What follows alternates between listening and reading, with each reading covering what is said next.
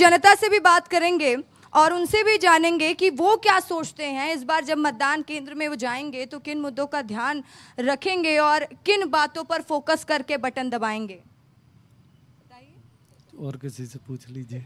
क्यों आप अब तो मैं आपसे ही पूछूंगी, क्यों आप मतदान करने नहीं जाएंगे? नहीं जाऊंगा, बिल्कुल जाऊंगा, लेकिन जो मेरे को पहले तो मैं बता दूं किसी पार्टी से नहीं जुड़ा हूं, लेकिन ये जरूर है जो हमारे धर्म का अपमान करेगा उसके मैं खिलाफ हूं।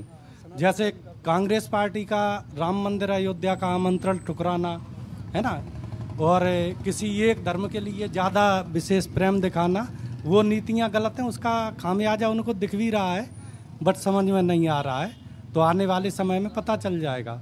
मतलब जो राम के खिलाफ जाएगा आप उनके खिलाफ जाएंगे। आप भैया आप भी बताइए, आप किन के खिलाफ जाएंगे? नहीं, सनातन धर्म का जो विरोध करेगा, राष्ट्र के खिलाफ रहेगा, उसके खिलाफ जाएंगे। अच्छा, जो हम जनता के पास जाएंगे विकास के मुद्दे पे जाएंगे। जैसे मोदी जी ने जैसे यहाँ पे सरकार बना तो आवास स्वीकृत हुआ, उसके बाद 3100 रुपया में धान खरीदने का वादा किया था, वो भी वादा पूरा हो गया। महतारी वंदन का वादा पूरा हो गया। तो इस प्रकार कई प्रकार के विकास कार्य उस मुद्दे पे जनता तक जाया जाएगा। और दूसरी बात मैं ये बता दूं, पिछले कांग्रेस सरकार ने बेरोजगार भत्ता देने का बात किया था। चलिए, पीसीआर से मुझे इस वक्त कमांड आ रहा है और इस वक्त की बड़ी खबर जनता को हम बता दें। बैतूल से बड़ी जानकारी सामने आ रही है, जहां बीएसपी के प्रत्याशी हैं जो अशोक, उनका निधन हो गया। बेहद ही दुखद समाचार। इस वक्त की बड़ी जानकारी बैतूल से हम आपको बता रहे हैं और हार्ट अटैक वजह बताई जा रही है उनकी मौत की। तो इस वक्त की बड़ी खबर विस्तार न्यूज पर। बैतूल से बीएसपी के जो प्रत्याशी हैं अशोक बलावी, उनका निधन हो गया है। हार्ट अटैक वजह बताई जा रही है।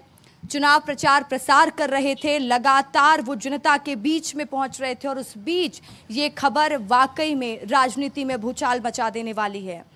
तो इस वक्त की बड़ी जानकारी बैतूल से लगातार हम आपको बता रहे हैं। बैतूल से बड़ी खबर सामने आ रही है, जहां अशोक बलावी जो कि बीएसपी के प्रत्याशी थे लोकसभा के, उनका निधन हो गया। अब इसके बाद क्या स्थिति वहां पर बदलती है, कौन बीएसपी का प्रत्याशी होगा, ये तो समय बताएगा। लेकिन इस वक्त उस परिवार में क्या माहौल होगा, किस दौर से वो परिवार गुजर रहा होगा, क्या सोचकर वो निकल रहे होंगे घर से हर दिन प्रचार करने, क्या चुनाव की टेंशन इतनी ज़्यादा थी कि अशोक जी की जान चली गई। बेहद दुखद ये जानकारी।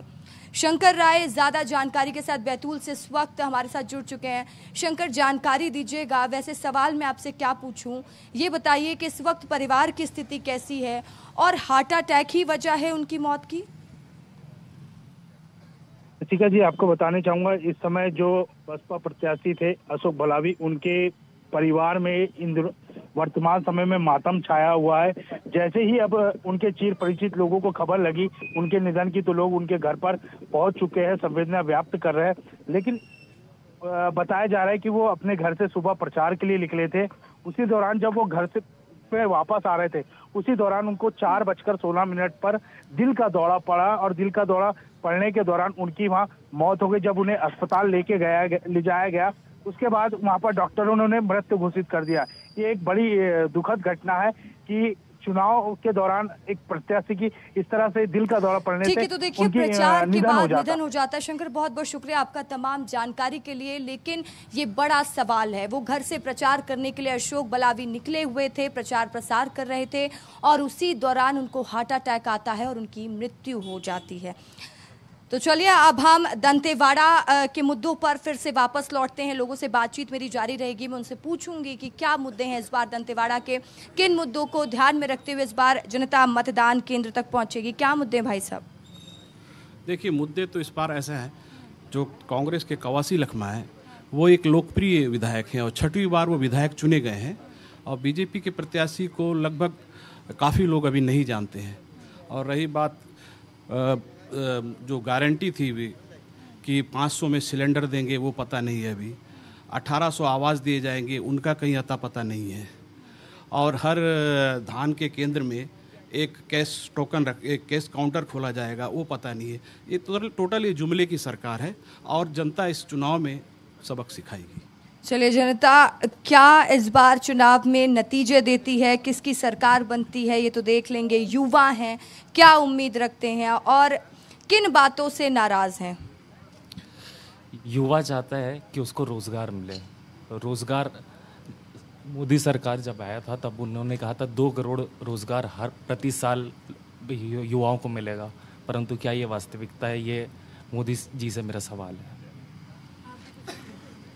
बिल्कुल, युवा जो हमारा फर्स्ट प्रायोरिटी है, बिल्कुल कहीं ना कहीं एम्प्लॉयमेंट की हम बात तो करते ही हैं, बट साथ में हमें अपने जो भाई बहन हैं, जो आने वाले जनरेशन है, उनको भी माइंड में रख के हमें सोचना है।